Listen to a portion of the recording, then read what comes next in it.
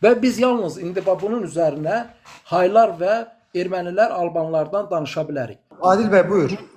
Bu ermənilər mən yəni eşitdiyimə, oxuduğuma, araşdırdığıma görə Hindistandan gəlmə bir tayfadır. Yəni bunlar erməni deyil, o erməni adı da Türkiyə məxsus addır. Yəni o imperial dövləti özlərini mənsubləmişlər. Çünki bunlar qədimi xalqlar. Ancaq bunlar haylardır. Hal-hazırda da onlar özlərinə hay deyirlər.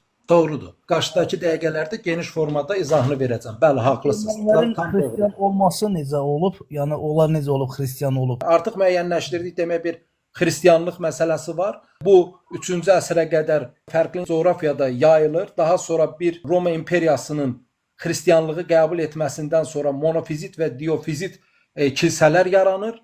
Və bu hissədən sonra artıq biz Haylardan, ermənilərdən, Albanlardan danışmağa başlayacağıq. Amma bu hissəni bilməliyik ki, biz niyə Haylarla ermənilərin daha sonra birləşəcəyini, daha sonra niyə demək bütün ermənilərin xristian adına çevrilməsi məsələsini görəcəyik. Ona görə bu hissəni danışdım. İndi onu qarşıda tam aydın formada deyəcəyik ki, nədir, nə məsələdir. Təşəkkür edirəm. Var olun. Demək biz ümumi xristianlığın və onun monofizit və diofizit kilsələrə necə bölünməsi haqqında danışdıq və qeyd etdik ki, Suriyanın Həbəş kilsələri monofizit idi və bunun davamında da indi danışacağımız Hay erməni və Alban kilsələrinin monofizit olacağını görəcəyik. Və beləliklə ən klassik sualımız, bəs Haylar kimdir, ermənilər kimdir, bunlar eyni etnik qrupdurmu? Yox, eyni etnik qrup deyilsə, ermənilər türkdürsə necə haylaşdı? Bu haqda danışacağıq. Demək, başlayaq Haylardan. Haylar kimdir? Firidun Cəllovun, Azərbaycanın görkəmli alimi, tarixçisi, türkologu Firidun Cəllovun yazdığı 9 bitik kitabında Haylar haqqında geniş təhlillər aparılıb və o göstərir ki, demək Haylar eramızdan əvvəl 8-ci əsrdə, demək Qaradənizin şimal-qərb tərəfindən, yəni Balkan ərazisindən Anadolu ərazisinə gəlmişdi və 8-ci 6-cı əsrlər arasında Frikiya dövləti ərazisində yaşamışdı. Və daha sonra Qəmər türklərinin həmin Frikiya dövlətini dağıtmasından sonra həmin Haylar günümüz Suriya, Fələstin ərazisinə gəlib çıxmışdı. Və bu əraziyə gəldikdən sonra Hindistanda yaşayan qaraçıların bir hissəsi ilə birləşib bu Suriya, Fələstin ərazisində bir neçə əsr yaşamışdı. Eramızdan əvvəl 2-ci, 1-ci əsrdə isə demək Suriya, Fələstin ərazisi ilə Van gölünün alt hissəsində, cənub hissəsində bir ərazidə Subar türkləri ilə Ermən türkləri olan bölgəyə gəlib çıxmışdı. Bu əraziyə gəlməsinin bir səbəbi onların bir hissəsini bura Urartu dövlətinin gətirməsidir. Digər bir hissəsini isə daha sonra Tiqranın Van gölü ətrafına gətirəcəyi haqqında indi qarşıda hadisələri görəcəyik. Və indi biz demək ümumilikdə Hayların Balkan ərazisindən Anadoluya, Frikiya dövləti ərazisinə gəldiyini, daha sonra isə eramızdan əvvəl 4-cü, 5-ci əsrlərdə Fələstin Suriya ərazisinə gəldiyini və burada da əvvəldən Hindistandan gələn qaraçılar ilə birləşdiyini görürük. Açaryan demək onun əsəri 562 dildə müqayisədə erməni dilinin tam qrammatikası adlı əsərdir, kitabdır və o bu kitabında qeyd edir ki, mən erməni xalqının dilinin formalaşmasında Urartu və başqa 18 yerli qəbilənin dilinin olduğunu müəyyənləşdirdi. İndi bu maraqlı məsələ budur ki, demək bir Haylar var və bir erməni dilçisi özü etiraf edir ki, yerli olan 18 dil burada iştirak etmişdi.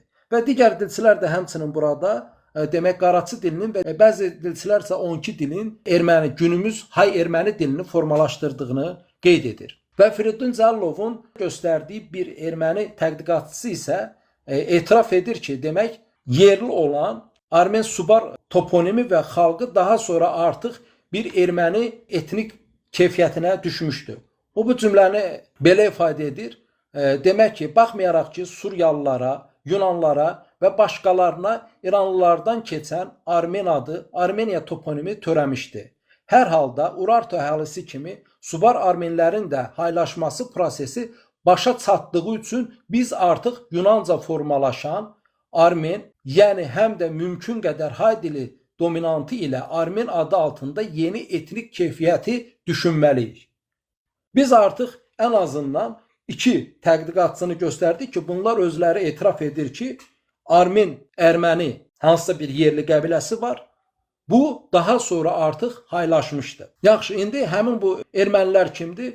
Qeyd edim ki, burada mən Firidun Cəllovun 9 bitik kitabı və Urmi nəzəriyyəsi əsasında tarixi, coğrafi, türk boy adlarına baxıram. Lakin mən özüm dil kökü araşdırmaçısı kimi adların necə formalaşması məsələsi tam mənim nəzəriyyəmdir və dil kökünün yaranması nəzəriyyəsində mən göstərirəm ki, demək türk adları da ilk 3 türk boy adı olub. Bunlar da adlarının əvvəlinə və sonuna zaman-zaman baş verən inanc fərqliliyi ilə adlarının əvvəlinə sonuna mən sözünün kökü olan məni, tanrı mənasına gələn ökü və tanrı sözünün kökü olan tona əlavə edərək fərqli adlar yaradıb.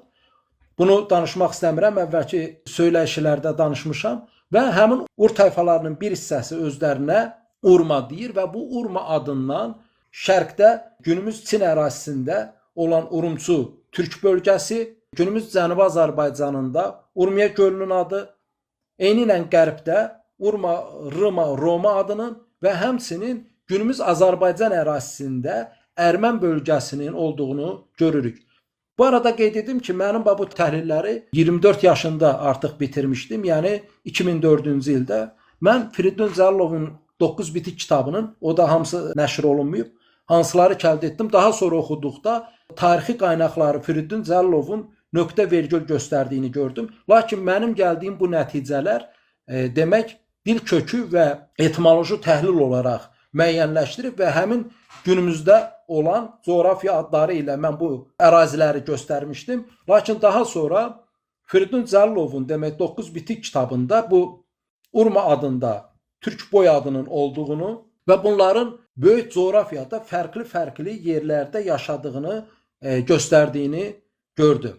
Və bu arada qeyd edək ki, demək Firidun Cəllovun həmin kitablarında qeyd edir ki, demək Bistun yazıtlarında Ermən adı Urartu adına sinonim olaraq işlədilir. Eyni ilə Ulu Sargonun döyüşləri zamanı Ermən adının bir Ermən boyunun olduğundan danışılır və həmçinin böyük coğrafiyada bütün demək olar ki, Asiya qitəsində biz Ermən adını həm dağ, kənd adı kimi, fərqli toponimlər kimi, həmçinin bir çox türk boy adı kimi qarşımıza çıxdığını görürük. Və əlavə olaraq mən əvvəlki videolarda da danışdığım kimi qeyd edim ki, həmin ermənilərin bir hissəsi demək Şərqi Avropa ərazisində, Kiyev, Ukrayna, Polşa, Litva ərazisində, Krımda yaşayır. Onlar özlərinə ermən deyir, lakin onlar özünə hay olduğunu qəbul etmir və türk dilində danışır. Çox əfsus ki, onlar artıq assimilyasiya olub ruslaşmaq üzrədir. Buna əlavə olaraq nə deyə bilərik? Nizami Gəncəvinin